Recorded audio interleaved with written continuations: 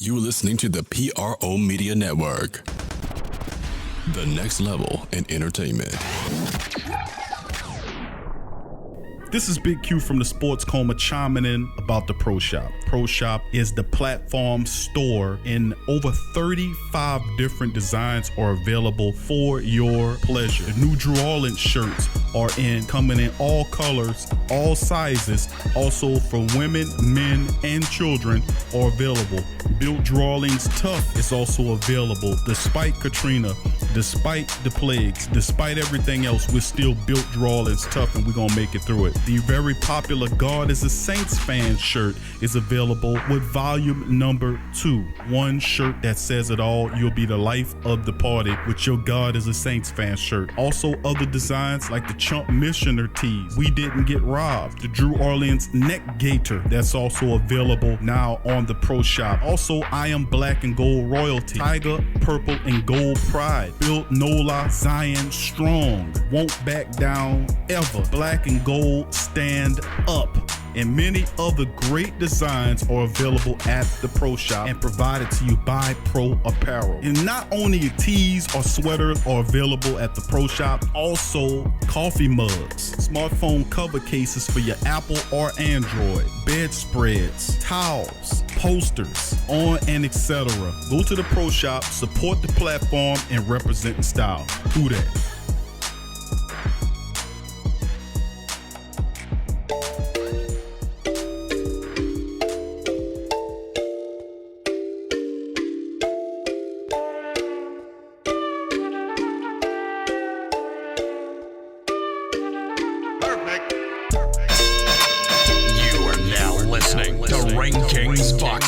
On the PRO Media Network.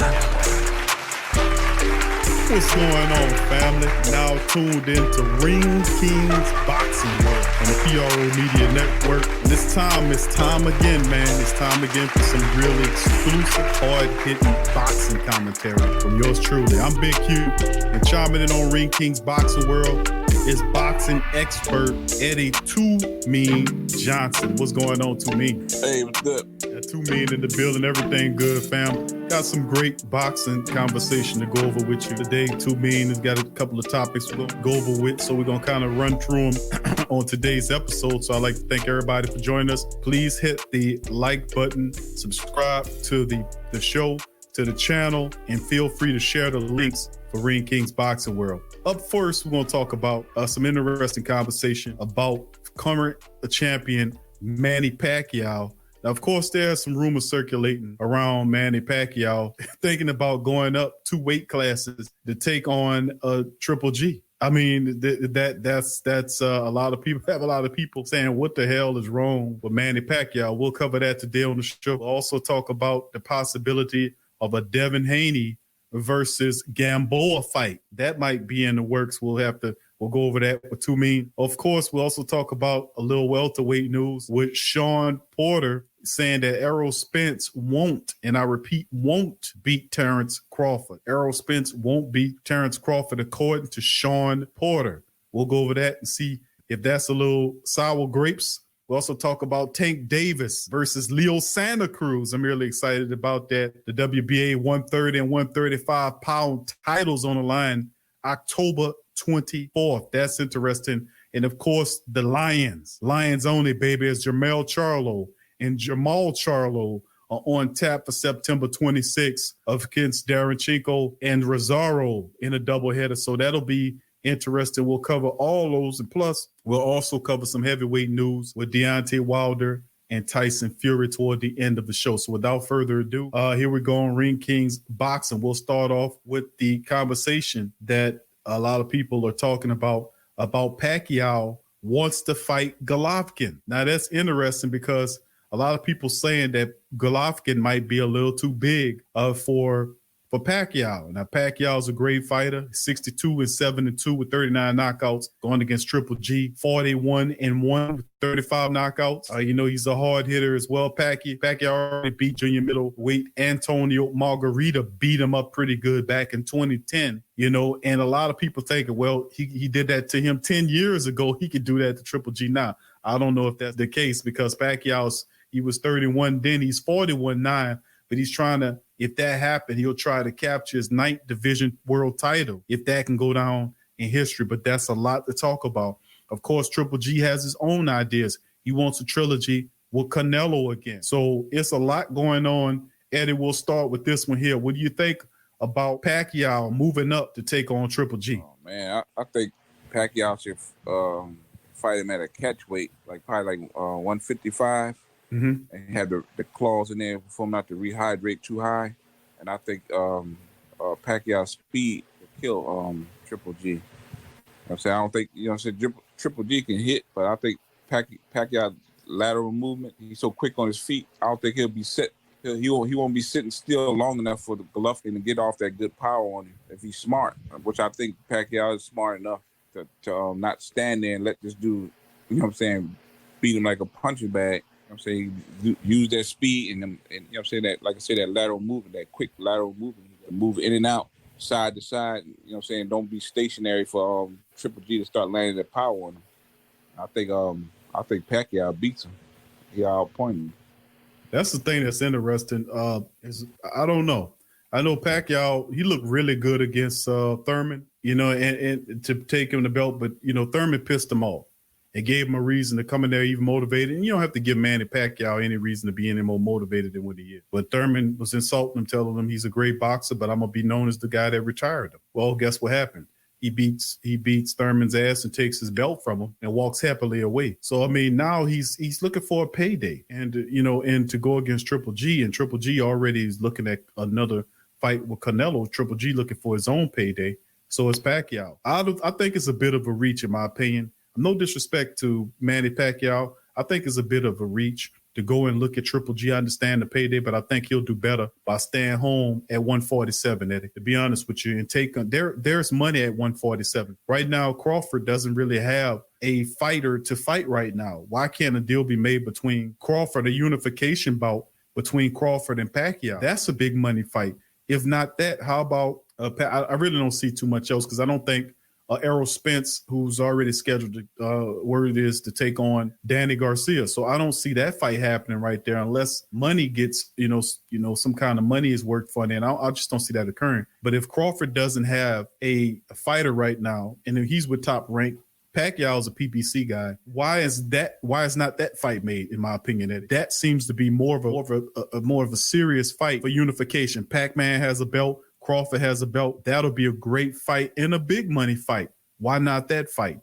Why? Because they want to keep it PBC. They want to make the money. You know what I'm saying? They want to keep the money in their ballpark. You know what I'm saying? Why give Crawford the money? You know what I'm saying? When they can keep it in there, like I said, in their ballpark, man. I think money has something to do with that. You know what I'm saying? Because like I say, if Crawford beats Pacquiao, which I think he will if they fought. You know what I'm saying? That's gonna be money off the table for the PBC, man. They ain't trying. I don't think they ain't trying to lose no money like that. It boils down to money. No doubt about it, and that's the thing. Top Rank versus PBC, and Top Rank would do the same thing to PBC if they had the belts. No doubt about it. This is what they do to each other. But in that effort, it really hurts the boxing fans, because Pacman doesn't have a fighter right now, anybody serious that he wants to fight. He wasn't fighting middling fights. If he wants to fight legacy fights, that should be on his docket, as Pacman is 41 years old. Everything moving forward should be legacy fights, and I think it'll be a major legacy fight. He flattened Keith Thurman, no doubt about it. He flattened Adrian Broner, beat him up as well. Lost to Horn, he cheated him. He beat Vargas and then was cheated by Horn. He dismembered Lucas Matisse, beat up shot Adrian Broner, and flattened Keith Thurman. And to keep that momentum going after having really solid fightings against Matisse, Broner, and Thurman, he can have a really step it up to take on a guy like Crawford. Now, if you look at the resume of a guy, Pacquiao, who took on some really serious fighters, we're talking about Correa, we're talking about Marquez, we're talking about Diaz, De La Hoya. You can even throw guys like Hatton and Cotto, and of course Floyd Mayweather was the ultimate. But who's closer to that docket of fighters, if you look at it, than a Crawford? I mean, he's probably the most skilled fighter that Manny Pacquiao would have fought on his resume besides a Floyd Mayweather Jr. So maybe that can be a fight that should be made. There's a lot of money in that fight, to be honest with you. But I think Pacquiao is reaching a little too far when it comes down to going against Golovkin. That's just my opinion on it. I think he need to look somewhere else to get his money. And people kind of reaching back, talking about he beat Margarito 10 years ago. I mean, keep dreaming, man. This guy's 10 years old, and he's in great shape. But that's a bit much to ask for Pacquiao to take on Triple G when there are fights in at 147 that he can fight. In particular, Crawford, it just speaks to me. Anyway, let's move on to the next subject, to me. Go talk about Tank Davis versus Leo Santa Cruz. 2 belts up on the line, the 130 and 135-pound titles. October the 24th is what we're talking about. Of course, Tank Davis, man, one of the most well-recognized fighters in the game right now. He stepped up in weight class as well, and this will be a terrific fight. You know, so and this is a done deal. And the move by the WBA makes, how does the number of women calls themselves a champion in both classes when the fight is taking place at 130? WBA has some kind of reasoning for 1-2 titles in different weight classes according to the article. Now, this is an interesting fight on so many levels to me, because in his own right, Santa Cruz is a pretty skilled fighter, but very few are in the arena of a guy like Tank Davis. What's your thoughts on Santa Cruz and Davis? Oh man, that's gonna be a good fight. You know what I'm saying? Leading up to you know what I'm saying, if like Tank Davis, I think his power is gonna be too overwhelming for him. We're gonna wear him out and then eventually knock him out. But it's gonna be a good fight though. You know what I'm saying? You know what I'm saying? Both of them, you know what I'm saying? Like, Cruz is a beast, man. Yes. Fight his ass off, but I think Tank Davis is a little bit too, his power is a little too much for him. He got the speed, man. He definitely gonna be able to get to him. He got the youth too. He gonna definitely get to him. He gonna put hands on him. And I think it'll be just a matter of time before he take him out. Would you consider this fight to mean similar to the fight where you had Errol Spence when he took on the Black Hat? You know, would you consider that kind of fight happening? You're looking at Santa Cruz. He's 5'7". You know, I think he's 5'7", and he's a skilled fighter. But I have to give him credit for taking on Tank Davis here, because a lot of people's running from him. You know, at 135, a lot of people don't want to see him because the kid, even though at 135 he's there, but he really, Eddie, he fights. He has the power of like a welterweight. He fight heavier, bigger guys, but he has that knockout power, that ring ability, that speed. I mean, he's just a phenomenal talent in his own right. And I like Santa Cruz, a technician. But this is one of those situations where it's just one fighter just going to be superiorly shows his levels. But Santa Cruz is not the guy who you will definitely want to say will win this fight. But I have to agree with you. I think Tank Davis will wear on him and ultimately end up knocking Santa Cruz out. But I respect it. This is going to be a good fight. October the 24th on Showtime is what they're saying. And 2 titles on the line, man. So it's going to be fun to watch that fight as well. Okay, moving into the next topic, Daven Haney versus Gamboa. You know, and I'm getting tired of listening at it. Gamboa was a respected fighter before Crawford got to him. After Crawford, he still was able to put together some strings of wins there. And then he faced off against a guy named Tank Davis, who flattened him too. So, I mean, what's your thought process on Haney versus Gamboa? This is in the works, man. Is this a good fight, in your opinion, for Daven Haney? I don't know. I mean, I think, like I said, after Crawford got done with Gamboa, man, I don't think he's been the same after that. So, you know what I'm saying? The skill level that Daven Haney, the level that he on now, it's going to be an easy win for him. He going to outpoint him. He definitely ain't going to be able to outbox Daven Haney. You know what I'm saying? Daven Haney, like you say, he's starting to get his grown man strength too. Yeah, I would be surprised if he knock Gamboa out. I wouldn't be surprised at all, man.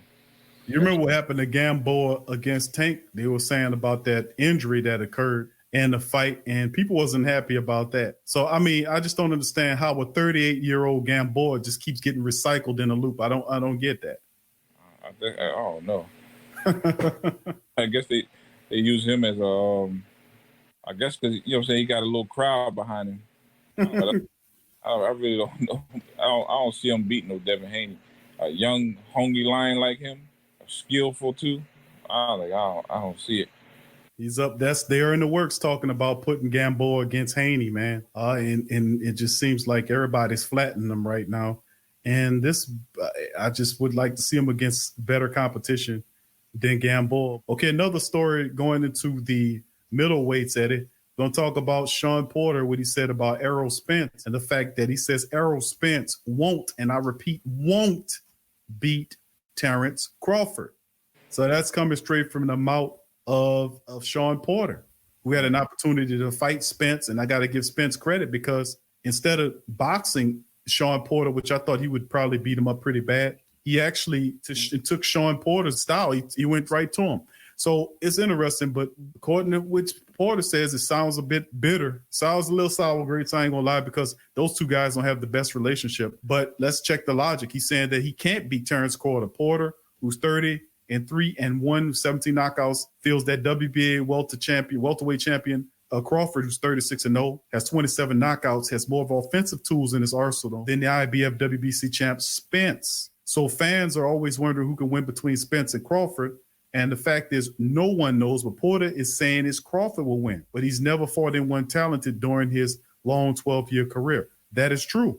That is true. That's true. He hasn't fought anybody. And some people will say, what's the most talented guy that he fought? Mikey Garcia. And he outclassed Mikey Garcia. But Mikey Garcia had to move up to get to him. So there was that stigma that was placed on him that Garcia show off Spence. But Spence put on a masterful boxing clinic by dispatching Garcia, literally taking him apart. But this is a whole nother different level. Besides Mikey Garcia, skill-wise, people will throw Kell Brook. Some people will throw Shawn Porter in there. Some people will throw Danny Garcia in there. But a Terrence Crawford fight is definitely something that's special. Even if he can somehow fight a guy like Keith Thurman would be interesting. But, man, I tell you what, Porter admits that he's friends with Crawford, but he states that he's not biased because of the fact he does not hate on Spence due to his defeat. Fighting his fight, Spence got in the trenches and defeated Porter in that 12-round decision. Remember that? Porter had his trunks pulled up high to the limit to target area Spence body shots, but it didn't work. Spence hammered Porter with body shots all night long, warmed down, and ultimately won the fight. So, you think about it. This is the thought process to me. Porter says that Crawford would beat Errol Spence. Your take? I know one thing. It'll be a close fight. I don't know who will win that fight. I think it'll boil down to who wants it the most, man. Because, I think Errol Spence, if he was to fight Terrence Crawford, you'll see a different type of Errol Spence come out. Just like same thing with Crawford. If he fights Errol Spence, he's gonna see a different type of Crawford come out. They're gonna be a more serious and focused Crawford than you ever seen him. And the same thing with Errol Spence. So I think whoever wants it the most is gonna win that fight. So I'm not really trying to pick one on that one because I don't know who will win that. Yeah, that to be honest with you, that kind of fight, man, that's the 50-50 right there. I'm just going to keep it real with you. That's a 50-50 fight if I ever seen one. Either way, it can go either way. But that as far as Spence and Crawford goes, because both of those guys are really talented, and it's about who has the best game that night. And I don't think it'll be, if you do line up a Spence and Crawford fight, which I think we're maybe a year or so away from that, that will be a trilogy fight. That won't be the kind of fight that you see one time. That type of fight would be, in my opinion, a trilogy fight. It can be similar to like when you see Tommy Hearns versus the Sugar Ray Leonard fight. If we're fortunate, we might be able to get a trilogy, which I think so because both of these fighters are at the top of their games currently. So Porter fought Spence. He's fought him before. He's had an opportunity, a very unique perspective to talk about the fighting style of a Terrence Crawford versus a guy like Errol Spence. So that's an interesting take from Shawn Porter to think that he won't. Me, for a while, I also said that, Eddie, for a while, I thought Terrence Crawford was the best boxer in that class. And Errol Spence continues to elevate his game and look better and better each fight. While you see Terrence Crawford fighting guys who he's basically falling asleep on. The last guy he fought, dazed him. And he had to wake up and beat the guy. So I'm like, he's not really fighting top-notch candidates or really, challenging fighters right now with Top Rank. You know, you see what Errol Spence is doing. These fighters in the PBC are a lot more talented, but than anything Top Rank is putting up for Crawford. So you see Spence getting better every fight, and Crawford is kind of like, we need to see a key fight. Top Rank needs to do something, man, where they can get him a really key fight, whether it's getting the unification bout lined up with Pacman, or perhaps a really good fight against Keith Thurman, who's looking for a challenger. So I would love to see something like that happen to kind of move the bar, man, to be honest with you. Because as far as my concern, the unification, the undeniable unified champion in the welterweight division is at least a year and a half off. At least a year. And that's by Errol Spence's admissions. But anyway, let's move on to the next fight. Let's talk about the next article, Eddie. We're talking about the Charlo brothers, as Jamal and Jermell are back in the thick of things. September the 26th is a doubleheader scheduled to go down on pay-per-view as the Charlo boys take off against Davenchenko and Jermell against Rosario. These are really interesting fights as the twins are lining up here, getting back to business. A lot of credit has to be given, man, to be honest with you. This is a tough matchup, Eddie. This is a really tough matchup, and I got to applaud the young Lions because they're serious, man. They want the unification. They want to show that they're the best in the business. Now, the plan is the WBC middleweight champion Jamal, who's 30-0 with 22 knockouts, is defend against Davenchenko, who's 13-2 with 10 knockouts, will be in the afternoon. Then in the evening, WBC 154-pound champion Jermell, who's 33-1 with 17 knockouts, will face IBF WBA champ Rosario, who's 20-1 with 14 knockouts. These are two really tough matchups, but the Charlo brothers will have to keep their nose to the grindstone and make things happen. Now, you remember the really interesting chapter between Jamal when he lost his belt to Tony Harrison, and then he ultimately was able to beat Harrison and get his belt back. Boy, that was something, because you could see he was really hungry, upset the whole time. He probably ain't sleep well at nights either, knowing that that other man was sitting with that belt. That's what kind of guy he is. But it seemed like either situation for Jermell that night. Jermell was doing well. He looked superb, but the brother was off getting Harrison outboxing the other Charlo in the fight. But ultimately, he gained his fight back, and now we have two really good, serious fights that's going to take place on the 26th of September. What's your thoughts on these fights? Jamal up against Davenchenko and Jermell against Jason Rosario. Rosario's a serious fighter now. To me, Jermell fighting Jason Rosario after he flattened J-Rock. He flattened J-Rock.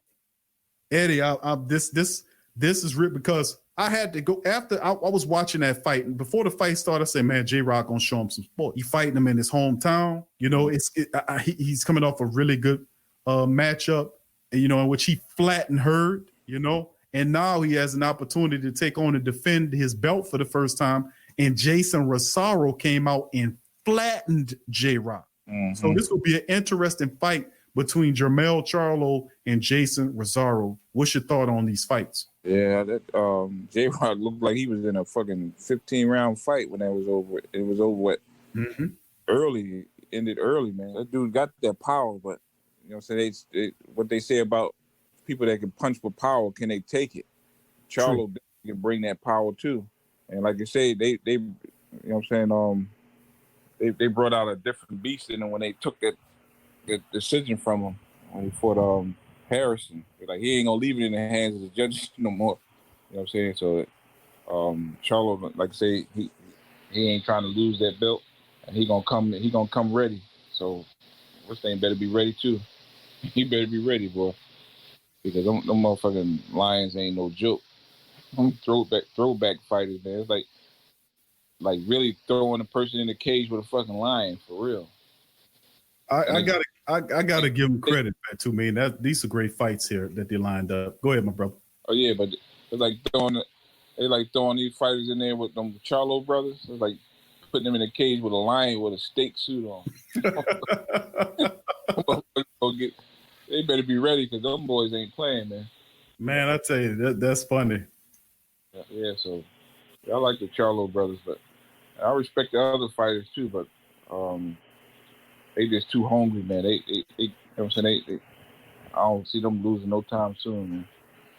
Right. So, I mean, that's what it comes down to, man, the Charlos. This is a fantastic night of fights. It's going to be August the 26th, you know, to watch the two Charlos get back to business in doubleheader. Really excellent. Okay, and the last topic, family, before we let you go, we have an interesting topic we'll bring up. The heavyweights. How could we talk boxing without talking about the heavyweights? Well, the main talk is still, of course, the glove gate that a lot of people are talking about. My thing is I've kind of backed off the glove gate because we knew Tyson Fury had some cheating going on in the first fight. The second fight, he had some cheating going on, no doubt about it. In my opinion, looking at the gloves from several different angles and views, they definitely took out the padding. You can see the wraps through the gloves. It's amazing that the order for this type of thing to happen, me and Two Mean was talking about it in the pre-show meeting, was the fact that you would have several people that was involved in this conspiracy to help Tyson Fury cheat to keep the belt so they can line up an intense unification. A super ultra mega money fight, which could probably be the biggest heavyweight purse in the history of the game between Anthony Joshua and Tyson Fury. And of course, you have several different agencies that's involved in making the ESPN is tied to Tyson Fury. And of course, you're looking at what Tommy Hearns is over there in the UK dealing with Joshua. These are mega international stars. And could you imagine the attention that a super fight like Joshua and Fury would gather? And we possibly looking at anywhere between a double to a trilogy.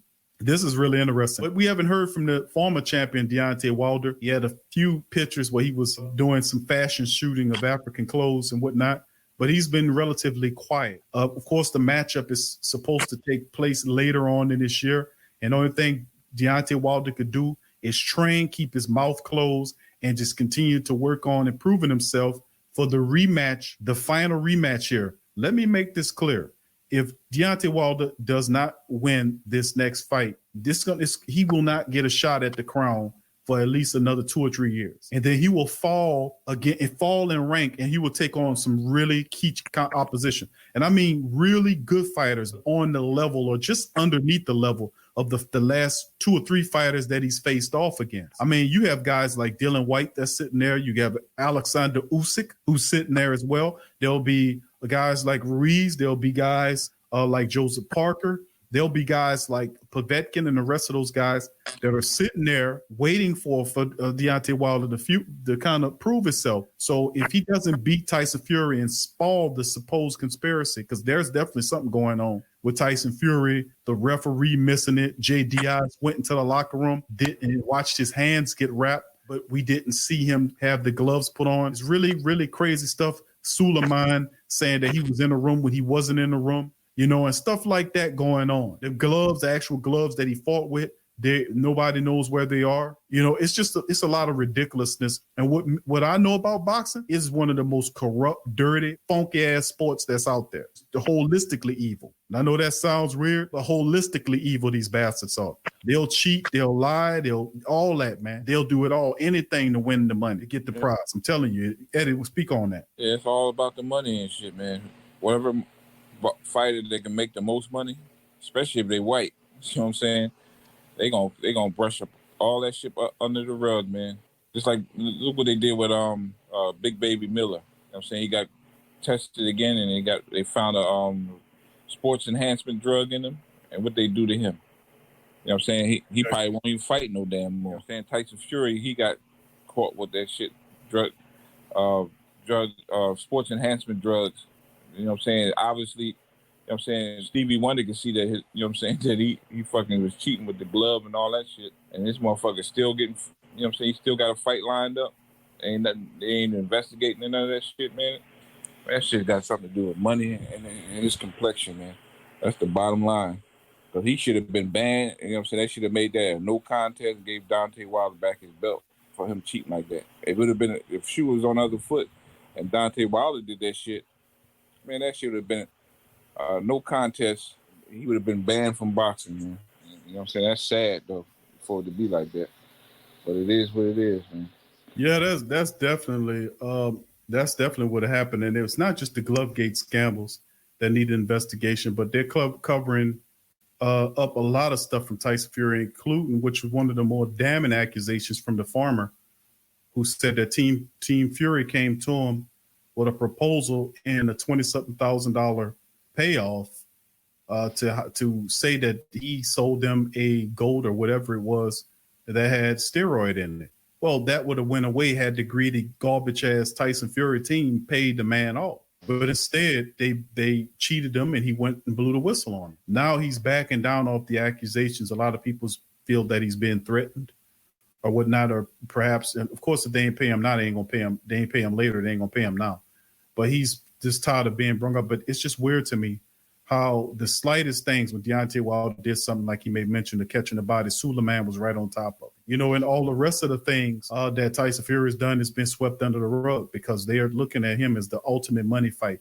And it's funny because the cheating been happening. If you go back in your boxing brain and go back to the last fight he had before he fought Deontay Wilder in those back-to-back fights, the fight that he had against that unranked 20th or 30th ranked fighter, when the guy cut his eye and the referee let him bleed to death for several rounds so he could finish the fight. The fight should have been stopped. Oh, yeah. And he should have been stopped. But look what happened there. See, it's a constant cycle of cheating that's occurring behind Tyson Fury. He's untouchable because there's a lot of money to both sides, and they're putting a lot riding on the fact that they have. And listen, they're greedy. They've already signed a 2-fight deal. They've already signed an agreement for Joshua and Fury to fight, and the Deontay Wilder fight, the third fight, hadn't even commenced. That's how confident that they can get Deontay Wilder out of that. So expect more cheating in the third fight. They've cheated in the first. They cheated in the second. Of course, they're going to cheat in the third. They've already got big money lined up, and I mean serious money.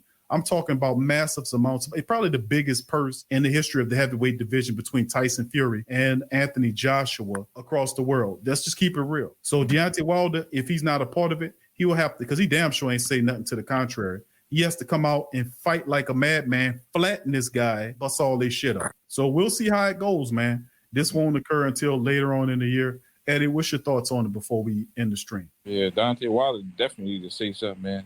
Or they got fearing something. If he was to speak out against it. Oh, like, what the hell is he waiting on? I don't know, man. You know what I'm saying? Oh, man, that shit is crazy.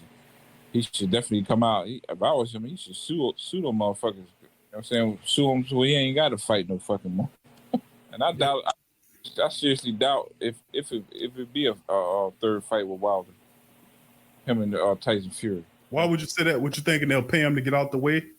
Or you know what I'm saying? They got so much money with him and Joshua, man. I don't think they want to take a risk of that fight not ever happening, man. Because if Deontay Wilder flatten them, that's it with that. All that money's off the table and shit. We'll see if that fight really happens again. You know what I'm saying? If it is a trilogy, we'll see. But I don't think it'll happen. I'm thinking that it's too much money on the line. You know what I'm saying, for him to lose that fight. And you know what I'm saying? That's what's that arena that Joshua will be selling out? Like, yeah, it won't be no crowd, but I know pay-per-view that shit will sell. You know what I'm saying? I give it to Tyson Fury. He's a salesman, man. O2 Arena. Yeah. But yeah, I don't think they're going to be doing no arena fighting right now with this pandemic shit going on. But yeah, but could you understand the massive amounts of money that'll be made on the pay-per-view scene with that kind of fight? Yeah, just the fucking, if it was people was able to go to the arena and watch it, that alone, man, I think that right there would make fucking a lot of money. Not even including the pay-per-view. That's a lot of fucking money, man. 80,000 people buying tickets. At $80 a piece, $80. Fucking a lot of money, man. And then pay-per-view buys and the sponsors and all that. Come on, man. Absolutely. You're right. So, I mean, that's a crazy. Even if they do offer him the money, people say, well, he won't turn that down because he wants to fight for the crown. They could offer him a big amount of money because that story was put out there that it was already broken on ESPN, who covers up all Tyson Fury's wrongdoing, who ride with him through this whole thing. That was already put out there that it could be a payoff offer to Deontay Wilder to step aside. But if they do pay him money to step aside, he'll get a first shot at the unified champion, after the second fight or whatever, however they make it. So, don't get it twisted. Does Deontay Wilder pridefully steps away? Does he step away to take the money for an offer to fight the unified champ later? I don't think so. I think Deontay Wilder, and what I know about him, that he is a warrior. He's going to, like he says, he wants to die on his feet. I don't think he ever takes a payoff to step out the way for that fight to happen. I think the next time around, He will fight like an insane man. I don't think he'll come out there with them silly ass uniforms on no more. Don't be surprised if he just comes out there with a regular ring robe on, with his mask on like he used to do, with all these silly ass flashy costumes. Come out there with your mask on with a robe and take care of business, man. So we'll see how it shake, man. We'll see how it shake. That's one of many real stories that's interesting that's opening up. Because if Deontay Wilder loses, he falls to the number 3 spot in the rankings, and he'll be there taking on he'll stay. Right now, they got him ranked as 3rd. They have Tyson Fury and Joshua ahead of him. He's 3rd right now. If he loses, he'll remain there. And then the next person, he will have to take on his guys like Dillian White. I said that. Deontay will have to fight guys like Dillian White, Andy Ruiz, Joseph Parker, Povetkin, Alexander Usyk, who will be sitting there waiting as well. So it only gets more difficult. So he has to flatten this and then move on to unification against Anthony Joshua, something he should have did some time ago when people was promoting him and the team to get together. He should have been done that. Now Tyson Fury will do what Wilder could not do, is to fight for supreme unification of the entire planet, the heavyweight division. That's a shame. He had an opportunity, could not get it done, and now they're moving him out the way.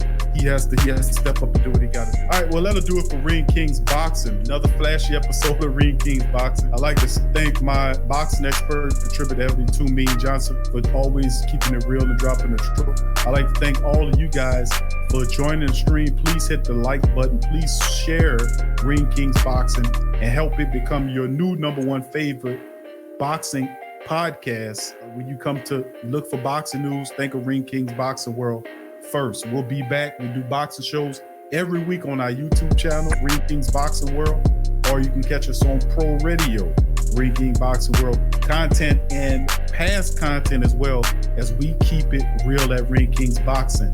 So for me and 2 Mean, thank you for joining us tonight. Y'all be safe out there. Peace. Thank you. Peace.